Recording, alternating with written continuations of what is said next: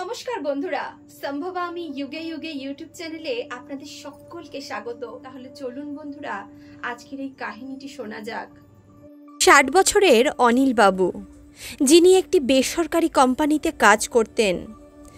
2 বছর আগেই তিনি রিটায়ার হয়েছিলেন। আজ সকালে যখন অনিল বাবু মর্নিং ওয়াক করে বাড়িতে ফিরছিলেন, ঘরে ফেরার সময় তিনি মনে মনে ভাবতে লাগলেন, রিটায়ার হওয়ার সময় আমি ভেবেছিলাম আমি বন্ধন থেকে মুক্তির পথে এগিয়ে যাচ্ছি, কিন্তু এখন অনেক সময় মনে হয় এটা কি কোনো জীবন? জীবিত থেকেই যেন মৃত্যুর পূর্বাভাস করছি। জীবনটা যেন এখন খুব খালি খালি লাগে। প্রতিটি মুহূর্ত যেন এক একটি বছরের মতো কাটে। ঘড়ির কাঁটা যেন ঘুরতেই চায় না। থেকে থেকেই অনিলবাবুর নিজের গ্রামের কথা মনে পড়ে। গ্রামের শান্তিপূর্ণ জীবনযাত্রা, হাতে গোনা কয়েকটি মানুষ, কয়েকটি ঘর। গ্রামটি এতটি ছোট ছিল যে একদিন বেরোলেই সমস্ত গ্রামটা ঘুরে আসা যেত। গ্রামে সময়টা যেন কত তাড়াতাড়ি কেটে যেত। সারা দিন কত না কাজ থাকতো। আসলে অনিলবাবু শহরে আসার আগে তার স্ত্রী শেফালি ও ছেলে অরিজিতের সঙ্গে গ্রামেই থাকতেন।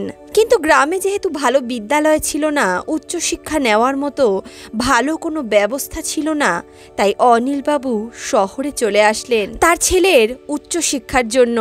অনিলবাবু তার গ্রামের ঘরবাড়ি বিক্রি করে শহরে এসেছিলেন এবং তিনি শহরে একটি ছোট্ট বাড়ি কিনেছিলেন। কিন্তু ভাগ্যের কি পরিণতি! শহরে আসার 5 বছরের মধ্যেই ওনার স্ত্রী শেফালি ব্লাড ক্যান্সারে মারা গেলেন। অপরদিকে অরিজিতের উচ্চশিক্ষা সম্পন্ন হলে সেও বিদেশে চলে গেল পড়াশোনা করার জন্য। পড়াশোনায় খুব ভালো ছিল অরিজিৎ, তাই বিদেশে সে একটি কোম্পানিতে চাকরি পেয়ে গেল।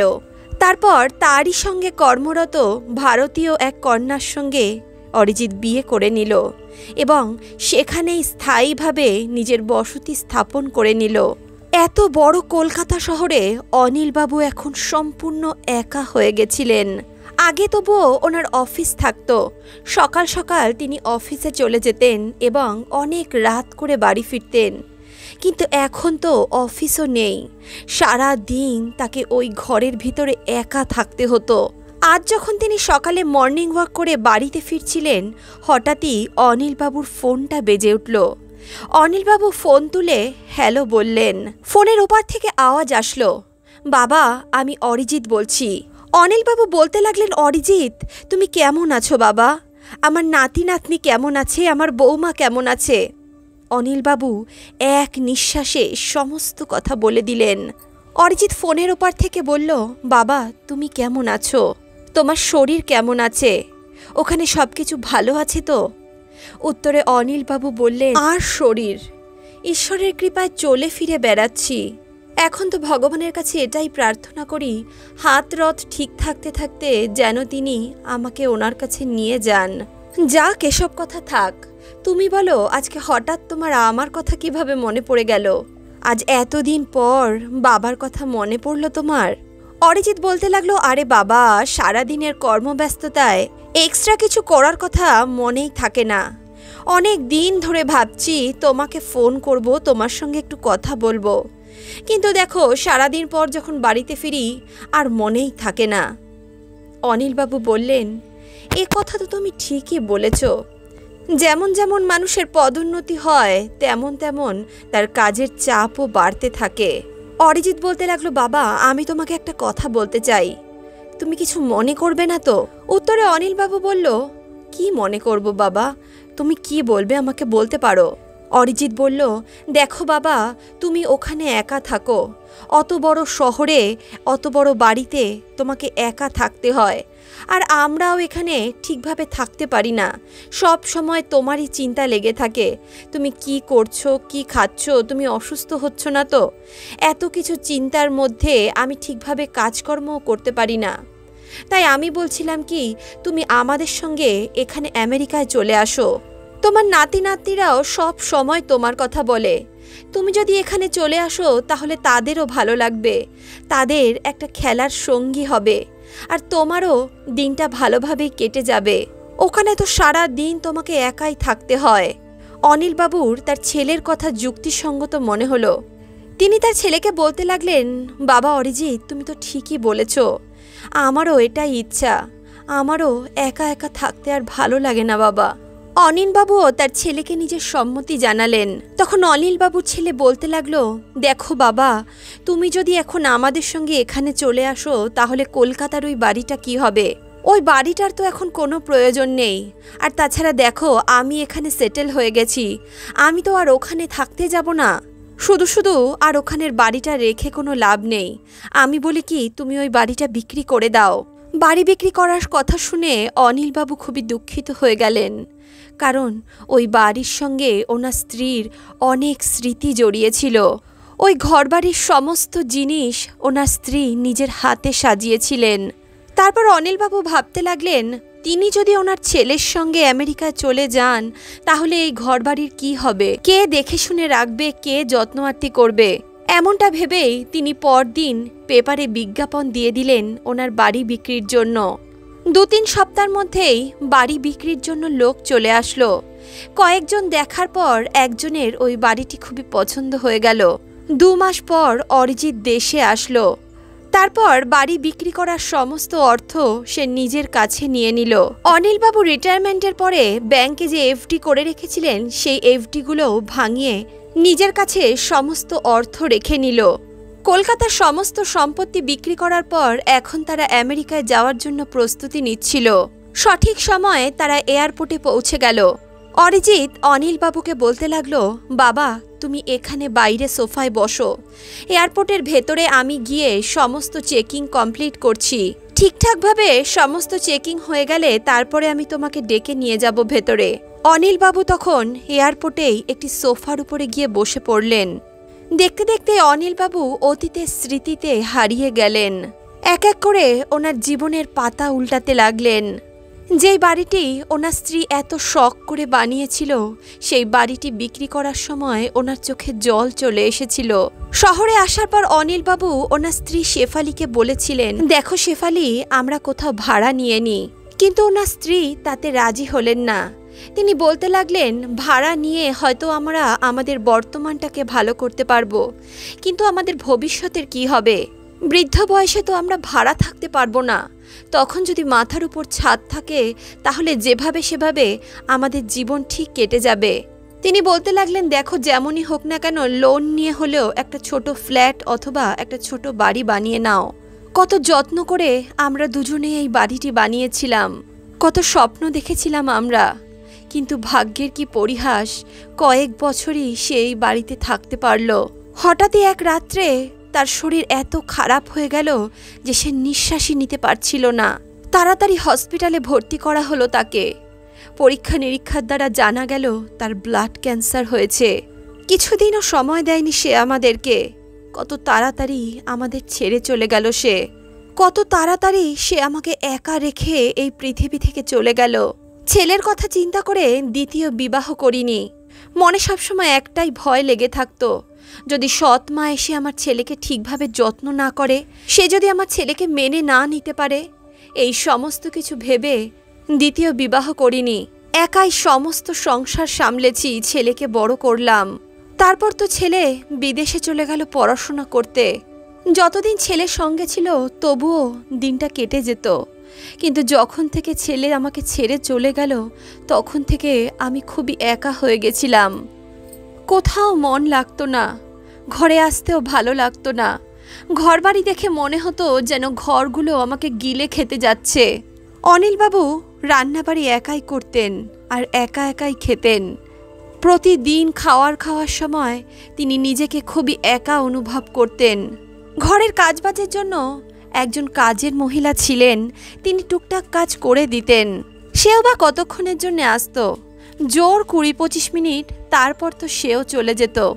হঠাৎই রামপ্রকাশবাবু কল্পনা জগৎ থেকে বেরিয়ে আসলেন। ওনার যেন মনে হলো অনেক দেরি হয়ে গেছে, এখনও ওনার ছেলে আসলো না। অনিলবাবু ভাবতে লাগলেন, এত দেরি হয়ে গেল, এখনও অরিজিৎ চেকিং করে কেন এলো না? তিনি যখন ঘড়ি দেখলেন তখন উনি বুঝতে পারলেন 2 ঘন্টার সময় পেরিয়ে গেছে। অনিলবাবু তখন আমেরিকা যাওয়ার ফ্লাইটের কাউন্টারে গিয়ে জিজ্ঞেস করতে লাগলেন, ম্যাডাম, আমার নাম অনিল বিশ্বাস। আমার ছেলের নাম অরিজিৎ বিশ্বাস। আমাদের আমেরিকা যাওয়ার ফ্লাইট ধরতে হবে। আমার ছেলে কিছুক্ষণ আগে চেকিং করতে এসেছিল, কিন্তু আমি তো ওকে কোথাও দেখতে পাচ্ছি না। অনিলবাবুর কথা শুনে কাউন্টারে থাকা এক মহিলা যাত্রীদের লিস্ট দেখতে লাগলেন। তিনি বললেন, আপনি ঠিকই বলছেন, অরিজিৎ বিশ্বাস নামে একজন যাত্রী এখানে এসেছিলেন। উনি তো প্রায় 1-1.5 ঘন্টা আগে চেকিং করে নিয়েছেন। আমেরিকা যাওয়ার ফ্লাইট তো 1.5 ঘন্টা আগেই রওনা দিয়ে দিয়েছে। সেই মহিলার কথা শুনে অনিলবাবুর পায়ের তলা থেকে মাটি সরে গেল। অনিলবাবু নিজেকে একটু সামলে বলতে লাগলেন, কিন্তু ম্যাডাম, ওই ফ্লাইটে তো আমারও নাম ছিল, আমিও তো আমেরিকায় যেতাম।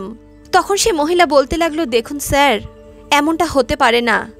যত যাত্রী ওই ফ্লাইটে যাওয়ার ছিল তারা সকলেই চলে গেছেন।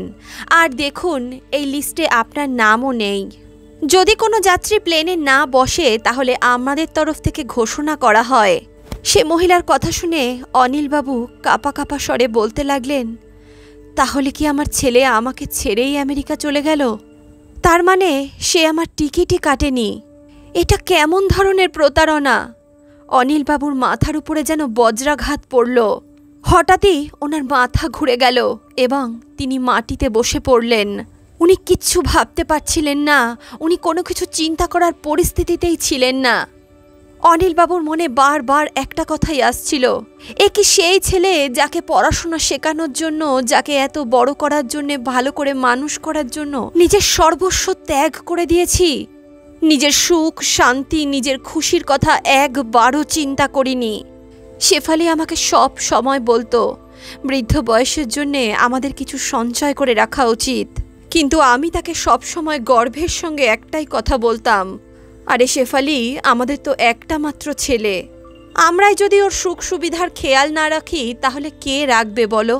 সে যদি একটা খেলনা চাইতো, আমি তাকে 4টে খেলনা এনে দিতাম।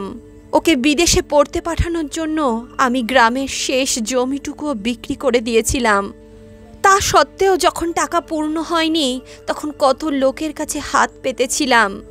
মনে শুধু একটাই কথা ছিল, যেভাবে হোক আমার ছেলেকে দাঁড় করাতে হবে, আমাকে তার মনের ইচ্ছা পূরণ করতে হবে। কত লোকে আমাকে বলেছিল, যখন সামর্থ্য নেই তাহলে বিদেশে কেন পড়তে পাঠাচ্ছ? আমাদের দেশে কি ভালো শিক্ষা ব্যবস্থা নেই? এখানে পড়াশোনা করে কি বাচ্চারা ডাক্তার, ইঞ্জিনিয়ার হচ্ছে না? কত লোকের কত লাঞ্ছনা গঞ্জনা সহ্য করেছিলাম আমি। এখন তো দেখছি তারাই ঠিক বলেছিল। তাদের এই কথা যদি শুনতাম তাহলে অন্তত আমার আজকে এই পরিস্থিতি হতো না। যে ছেলের জন্য নিজের সর্বস্ব ত্যাগ করে দিয়েছিলাম, সেই ছেলে আজকে আমার সঙ্গে প্রতারণা করে আমাকে এই বিশ্ব সংসারে একা ফেলে চলে গেল। যখন যেই বয়সে ওকে আমার সব থেকে বেশি প্রয়োজন ছিল, তখনইও আমার হাত ছেড়ে চলে গেল। হঠাৎ করেই একটি সিকিউরিটি গার্ড এসে বলল, স্যার, অনেকক্ষণ ধরে দেখছি আপনি এখানেই বসে আছেন, আপনি কোথায় যাবেন? তখন অনিলবাবু বলতে লাগলেন, বাবা, আমি কোথায় যাব? আমার তো এখন কোনো ঠিকানা নেই। আমি তো আমার ছেলের সঙ্গে আমেরিকায় যাওয়ার জন্য এখানে এসেছিলাম, কিন্তু সে তো আমাকে এখানে একা রেখে একাই চলে গেছে। এখন আমার ভাগ্য আমাকে কোথায় নিয়ে যাবে আমি নিজেও জানি না। এতটুকু বলে অনিলবাবু পাশে রাখা একটি বেঞ্চ ধরে উঠে দাঁড়ালেন। তিনি কোথায় যাবেন, কি করবেন কিছুই বুঝতে পারছিলেন না। উদাস মনে তিনি এয়ারপোর্ট থেকে বাইরে বেরিয়ে আসলেন। বাইরে বেরিয়ে ভাবতে লাগলেন, এখন আমি কোথায় যাব, কি করব? এখন তো আমার ঘরটাও রইল না। আমি কি তাহলে আমার বড় ভাইয়ের কাছে যাব? সে কি আমাকে সাহায্য করবে? ছেলেকে বিদেশে পাঠানো নিয়ে অনিলবাবুর সঙ্গে ওনার ভাইয়ের এক পতন ঝগড়া হয়ে গিয়েছিল। অনিলবাবুর বড় দাদা এটা কখনোই মানতে চাননি যে উনি ওনার ছেলেকে বিদেশে পাঠান। কিন্তু এখন কি করা যাবে? অনিলবাবু ভাবতে লাগলেন, যাই হোক, আমার তো এখন আর কোনো সাহারা নেই। দাদার কাছে গিয়ে যদি তার পায়ে পড়ে যাই তাহলে অবশ্যই তিনি আমাকে সাহায্য করবেন। এমনটা ভেবেই তিনি বাসে উঠে পড়লেন। প্রায় 3 ঘন্টা পর তিনি তার দাদা অশোকের কাছে পৌঁছলেন। দরজার বাইরে দাঁড়িয়ে তিনি ডোরবেল বাজাতে লাগলেন। ঘর থেকে একজন কাজের মহিলা বেরিয়ে বলল, কাকে চাই আপনার? তখন অনিলবাবু বলতে লাগলেন, অশোক দাদা বাড়িতে আছেন? কাজের মহিলা বলল, হ্যাঁ, দাদাবাবু তো বাড়িতে আছেন, কিন্তু আপনি কে? অনিলবাবু বললেন, ওনাকে বলুন ওনার ভাই এসেছে। তখনই অশোকবাবু ঘর থেকে বাইরে বেরিয়ে আসলেন। অশোকবাবু যখন নিজের ভাইয়ের এমন অবস্থা দেখলেন তখন বলতে লাগলেন, অনিল, তোমার এ কী অবস্থা হয়েছে? নিজের বড় দাদাকে নিজের চোখের সামনে দেখে অনিলবাবুর সহ্যের বাঁধ ভেঙে গেল। তিনি অশোকবাবুকে জড়িয়ে ধরে অঝরে কাঁদতে লাগলেন। অশোকবাবু অনিলবাবুকে নিজের ঘরের ভেতর নিয়ে আসলেন এবং নিজের ভাইয়ের এমন অবস্থার কারণ জিজ্ঞেস করতে লাগলেন। কিন্তু অনিলবাবু কোনো কথা বলার মতো পরিস্থিতিতে ছিলেন না। ওনার মনে হচ্ছিল নিজের ভাইয়ের কাঁধে মাথা রেখে নিজের সমস্ত দুঃখ হালকা করে দিই। ওনার চোখ থেকে অবিরল অশ্রুধারা বয়ে চলেছিল। অশোকবাবু তাড়াতাড়ি রান্নাঘর থেকে এক গ্লাস জল নিয়ে আসলেন। তারপর অশোকবাবু বলতে লাগলেন, অনিল, তুমি এইভাবে কেন কাঁদছো? আর তোমার এ কী অবস্থা বানিয়ে নিয়েছো? নাও, এখন আগে এক গ্লাস জল খাও, তারপরে শান্ত হয়ে বসো। চিন্তা করো না, তুমি এখন তোমার নিজের ঘরে রয়েছো। অনিলবাবু সামান্য জল পান করলেন। তারপরে নিজেকে কিছুটা সামনে নিয়ে তার দাদাকে বলতে লাগলেন, দাদা, আমি তোমাকে আর কি বলবো? এই বয়সে এসে আমার ছেলে আমার সঙ্গে প্রতারণা করলো। আমি তো কখনো স্বপ্নেও ভাবিনি যে আমাকে এই দিন দেখতে হবে। অশোকবাবু বলতে লাগলেন, তুমি কি বলতে চাইছো আমি কিছু বুঝতে পারছি না। তুমি পরিষ্কার করে বলো।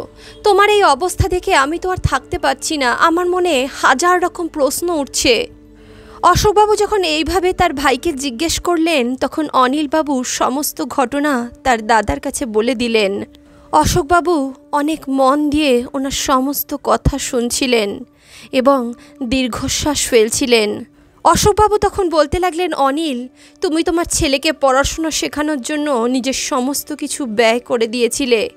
নিজের গ্রামের জমিটা পর্যন্ত বিক্রি করে দিয়েছিলে ছেলেকে পড়াশোনা শিখিয়ে একটা ভালো মানুষ তৈরি করার জন্য। আর তোমার সঙ্গে এমন ব্যবহার হলো? মা বাবা কি এই জন্যে নিজের ছেলে মেয়েকে এত কষ্ট সহ্য করে পড়াশুনো শিখিয়ে বড় করে তোলে? কত স্বার্থবাদী হয়ে গেছে আজকালকার বাচ্চারা। অনিলবাবু বলতে লাগলেন, দাদা, আমি এখন বুঝতে পারছি না আমি কি করব। আমার ঘর বাড়ির সমস্ত কিছু বিক্রি করে যা টাকা পেয়েছিলাম সমস্তটাই আমি আমার ছেলের হাতে তুলে দিয়েছিলাম। এমনকি আমি আমার এফডি ভাঙিয়ে যা টাকা পয়সা পেয়েছিলাম সবই তো তাকেই দিয়ে দিয়েছিলাম। এখন না তো আমার কাছে থাকার জন্য ঘর আছে, না তো আমার কাছে খাওয়ার জন্য একটা পয়সা আছে। এই বয়সে এসে আমাকে তো কেউ কাজও দেবে না। এখন ভালো হবে আমি একটা বৃদ্ধাশ্রমে চলে যাই। সঙ্গে সঙ্গে অশোকবাবু বলতে লাগলেন, অনিল, তুমি এটা কি বলছো? যে ব্যক্তি আত্মসম্মানের সঙ্গে মাথা উঁচু করে এতদিন দাঁড়িয়েছিল সে আজকে বৃদ্ধাশ্রমে যাবে বলছে? আমার এই ঘরও তো তোমারই ভাই। আমি এখানে একাই থাকি। আমার মেয়ে পৌলবীর বিয়ে হওয়ার পর থেকে তো আমি একাই এখানে থাকি ভাই। যবে থেকে তোমার বৌদি আমাকে ছেড়ে চলে গেছে তবে থেকে আমি নিজেকে অনেক একা বোধ করি। তুমি যদি আমার সঙ্গে থাকো তাহলে আমার একাকিত্বটাও দূর হবে। নিজের দাদার মুখে এমন কথা শুনে অনিলবাবু কিছুটা স্বস্তি বোধ করলেন। কিন্তু ওনার মনে সব সময় একটাই কথা চলছিল, উনি কারোর উপর বোঝা হয়ে থাকতে চান না। দুই ভাইয়ের মধ্যে কথোপকথন চলছিল, তখনই ডোরবেল বেজে উঠল। কাজের বউ তখন দরজা খুলল, তখন দেখতে পেল অশোকবাবুর মেয়ে পৌলবী কিছুদিনের জন্য তার বাপের বাড়িতে থাকতে এসেছে। পৌলবী যখন এত বছর পর নিজের কাকাকে তাদের বাড়িতে দেখল তখন সে খুবই অবাক হয়ে গেল। পৌলবী বলতে লাগলো, কাকাবাবু, আপনি কেমন আছেন? কতদিন পর আপনাকে দেখলাম। কিন্তু যখন পৌলবী অনিলবাবুর সম্বন্ধে জানতে পারলেন সে খুবই দুঃখিত হয়ে পড়ল। পৌলবী বলতে লাগলো, কাকাবাবু, অরিজিৎ যে এমন করতে পারবে এটা আমি স্বপ্নেও ভাবতে পারিনি। আপনি কত কষ্ট করে তাকে মানুষ করেছিলেন। পরদিন সকালে পৌলবী নিজের কাকাবাবু ও নিজের বাবার জন্যে খুব সুস্বাদু একটি জলখাবার বানালো। অশোকবাবু তখন সকালের পেপার পড়ছিলেন। পেপার পড়তে পড়তে অশোকবাবু হঠাৎ করে বলে উঠলেন, আজকালকার দিনে অনলাইন ক্লাস কত সহজ হয়ে গেছে। বাড়িতে বসে কত সহজেই মানুষে কত কিছু করতে পারছে। দেখো অনিল, অনলাইনে বাচ্চাদের পড়ানোর জন্য বিজ্ঞাপন দেওয়া হয়েছে। অঙ্কে ভালো এমন কোনো টিচার খুঁজছে এরা। হঠাৎই অনিলবাবুর মনে হলো গ্রামে থাকতে তিনি কত বাচ্চাদেরকে পড়াতেন। তিনি অঙ্কে খুবই ভালো ছিলেন। তিনি যদি অনলাইনে পড়ানোর এই কাজটা করেন তাহলে ওনার কিছু অর্থ উপার্জন হয়ে যাবে। এছাড়াও সারা দিন বাড়িতে বসে বসে তো ওনার সময়ও কাটে না। এমনটা ভেবেই তিনি অশোকবাবুকে বলতে লাগলেন, দাদা, আমি যদি এই অনলাইন ক্লাসটা করি তাহলে কেমন হয়? কিন্তু দাদা, আমি তো এই অনলাইনের ব্যাপারে খুব একটা ভালো জানিও না, আমাকে কেই বা সাহায্য করবে? সঙ্গে সঙ্গে পৌলবী ঘর থেকে বেরিয়ে আসলো। বলতে লাগলো, কাকাবাবু, আপনি কিচ্ছু চিন্তা করবেন না, আমি আপনাকে সমস্ত রকম সাহায্য করব। তারপর পৌলবী তার কাকাবাবুকে অনলাইনে ক্লাস নেওয়ার সমস্ত বিষয় সম্বন্ধে বুঝিয়ে দিলেন। দেখতে দেখতে অনিলবাবু বাচ্চাদের অনলাইনে অঙ্ক শেখাতে লাগলেন। কিছু সময়ের মধ্যেই অনিলবাবু অনলাইনে পড়াশোনা শেখানোর জন্য অনেক অর্থ উপার্জন করতে লাগলেন। ওনার অনেক ছাত্র হয়ে গেল। সকাল 9টা থেকে শুরু করে দুপুর 12টা পর্যন্ত তিনি বাচ্চাদেরকে অনলাইনেই পড়াতেন। এখন তিনি নিজের খরচা নিজেই তুলে নিতে পারতেন। নতুন করে বাঁচার স্বপ্ন দেখছিলেন তিনি আগের থেকে অনেক সুস্থ সবল হয়ে গেলেন। অনিলবাবু নিজের জীবনে এখন সন্তুষ্ট ছিলেন। অনিলবাবুর ছাত্র এত বেড়ে যেতে লাগলো যে ওনাকে বাধ্য হয়ে একটি ইনস্টিটিউট খুলতে লাগলো। অনিলবাবু জীবনে এতটা সফল হয়ে যাওয়ার পর তিনি গরিব বাচ্চাদের জন্য কিছু করতে চাইছিলেন। যে সকল গরিব বাচ্চারা পয়সার অভাবে পড়াশোনা শিখতে পারে না, শিক্ষা গ্রহণ করতে পারে না, তিনি তাদের জন্য কিছু করতে চাইছিলেন। এই কথা মাথায় রেখে তিনি একটি ইনস্টিটিউটের উদ্বোধন করলেন, যেখানে শুধুমাত্র গরিব এবং দুস্থ বাচ্চাদেরকেই পড়াশোনা শেখানো হতো। এই কাজে পৌলবী তাকে অনেক সাহায্য করেছিল। গণিত বিষয় ছাড়া অন্যান্য বিষয়ও সেখানে পড়ানো শুরু হলো। অনিলবাবু সেই কোচিং ইনস্টিটিউটের কথা সমস্ত জায়গায় প্রসিদ্ধ হয়ে গেল। সকলের মুখে মুখে অনিলবাবুর এই পরোপকারী মনোভাবের কথা ছড়িয়ে পড়ল। ওনার কোচিং সেন্টারে নামমাত্রই ফিস নেওয়া হতো, আর যে সকল বাচ্চারা ফিস দিতে পারতো না তাদের তিনি এমনিই পড়াতেন। তাদের কাছ থেকে তিনি কোনো ফিসই নিতেন না। অনিলবাবুর এই সমাজ সংস্কারী উদ্যোগকে সাহায্য করার জন্যে কিছু এনজিও এগিয়ে আসলো। দেখতে দেখতেই অনিলবাবুর সেই কোচিং সেন্টার একটি বড় ইনস্টিটিউটের আকার ধারণ করে নিল এবং তার শাখা বিভিন্ন জায়গায় ছড়িয়ে পড়ল। বন্ধুরা, বলা হয় কর্মের ফল তো আমাদের পেতেই হবে, এ জন্মে নয়তো পরজন্মে। অরিজিৎ নিজের বাবার সঙ্গে যে প্রতারণা করেছিল সেই প্রতারণার হাত থেকে সেও বাঁচতে পারেনি। নিজের যেই বন্ধুর সঙ্গে পার্টনারশিপ করার জন্যে সে তার বাবাকে ঠকিয়ে তার সমস্ত অর্থ নিয়ে এসেছিল, সেই বন্ধুই তার সঙ্গে প্রতারণা করল। পার্টনারশিপে বিজনেস শুরু করার জন্যে সে আগেই তার কাজ ছেড়ে দিয়েছিল, আর এখন এমন অবস্থায় সে কোথাও চাকরি পাচ্ছিল না। বিদেশের ভূমিতে অর্থ ছাড়া কিভাবে কেউ বেশি দিন টিকে থাকবে? কোনো মতে কিছু অর্থ সঞ্চিত করে তারা ভারতে আসার জন্য টিকিট কাটল এবং সে তার পরিবার সমেত ভারতে চলে আসলো। ভারতে এসে অরিজিৎ তার বউ বাচ্চার সঙ্গে নিজের শ্বশুর বাড়িতে গিয়ে উঠল। অরিজিৎ অনবরত চাকরি খুঁজে চলেছিল, কিন্তু তার সমতুল্য চাকরি সে মোটে খুঁজেই পাচ্ছিল না। যে সকল চাকরি পাচ্ছিল সেগুলো তার যোগ্যতা থেকে অনেক নিম্ন স্তরের চাকরি। ওই চাকরিগুলো অরিজিৎ করতে চাইছিল না। বেকার জামাইকে শ্বশুরবাড়ির লোক কতদিনই বা সম্মান করবে? ধীরে ধীরে অরিজিৎ এটা উপলব্ধি করতে পারল শ্বশুরবাড়িতে এখন থেকে বোঝা বলে মনে করা হচ্ছে। সে নিজেকে খুবই অসহায় মনে করতে শুরু করলো। তার মনে হতো সে যেন জীবনে কিচ্ছু করতে পারবে না, তার যেন সব কিছু শেষ হয়ে গেছে। এমনই একদিন কাজের খোঁজে অরিজিৎ যখন খবরের কাগজ পড়ছিল, তখন খবরের কাগজে সে তার বাবার ছবি দেখতে পেল। সেখানে লেখা ছিল, পরিশ্রমী ব্যক্তিরা কখনো সমস্যায় ভয় পায় না, শুধুমাত্র নিজের কঠোর পরিশ্রমের দ্বারা তার সমস্যাগুলো দূর করার চেষ্টা করে। 60 বছর বয়সে কষ্ট করে নিজেকে আত্মনির্ভর করে গড়ে তোলার সবথেকে বড় উদাহরণ হলো অনিলবাবু। অরিজিৎ যখন নিজের বাবার সম্বন্ধে পেপারে এই সমস্ত কথা পড়ল, তার যেন পায়ের তলা থেকে মাটি সরে গেল। সে মনে মনে ভাবতে লাগলো, যে বাবাকে সে কাঙাল বানিয়ে এয়ারপোর্টে ছেড়ে রেখে এসেছিল, সেই বাবা আজকে এত অর্থের মালিক হয়ে গেছে, তার এত বড় একটা ইনস্টিটিউট হয়েছে। সঙ্গে সঙ্গে অরিজিৎ ভাবতে লাগলো, আমি যদি বাবার কাছে গিয়ে কিছু টাকা পয়সা চাই, তিনি অবশ্যই আমাকে দিয়ে দেবেন, তিনি অবশ্যই আমাকে সাহায্য করবেন। আমি ওনার সন্তান, উনি আমাকে কখনোই ফিরিয়ে দিতে পারবেন না।